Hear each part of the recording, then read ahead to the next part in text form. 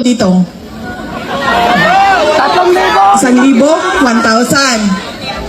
Grabe, 1,000 lang. Galing ang, bigas ang ano dito, palitan.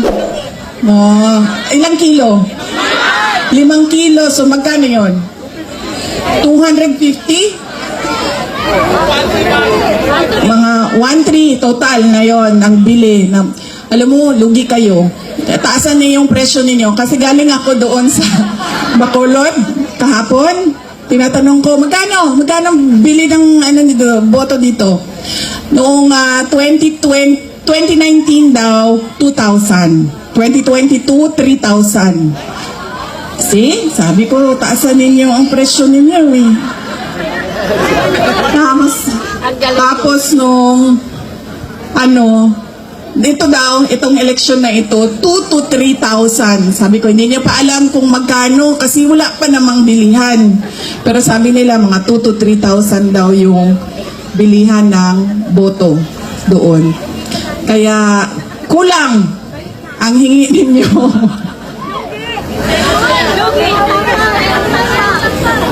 1,300 ang natatanggap ninyo. O hindi pa lahat. Bakit 1,300? Ang akap, magkano ba akap? Di ba 5,000? Binibiyak! 3,000? Binibiyak! May kaltas pa yun. Di ba? One for you, one for me, one for you, one for me.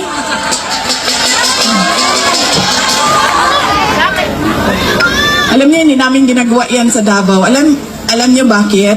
Nawawala kasi yung respeto ng tao sa isa't isa. Sabihin ko sa inyo kung bakit mamaya nawawala yung respeto ha. Sana ako. Pamilihan ng boto. Yan.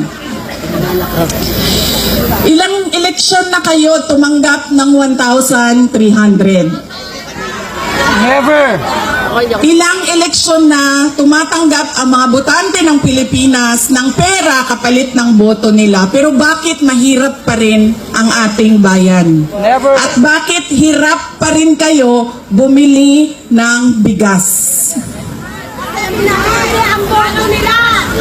Kasi dapat kung akap yan at galing yan sa gobyerno, tanggapin nyo, pero tanungin nyo naman yung sarili nyo. Ang nagbigay ba nito ay karapat dapat maging leader ng bayan natin? Dahil malamang ipusta ko yung isang paa ko, hindi niya pera yang binigay niya sa inyo. Pera yan ng bayan. So, tanggapin dahil tulong yan ng bayan. Huwag matakot kung iba ang iboto. Dahil unang-una, nakatago naman yung boto natin. At pangalawa, kung sino man yung manalo na mayor ninyo, na vice mayor ninyo, na konsihal ninyo, na congressman ninyo, ay may obligasyon na tumulong sa taong bayan. Kaya kung sino man yung nakaupo, magbibigay pa rin yan ng tulong sa inyo.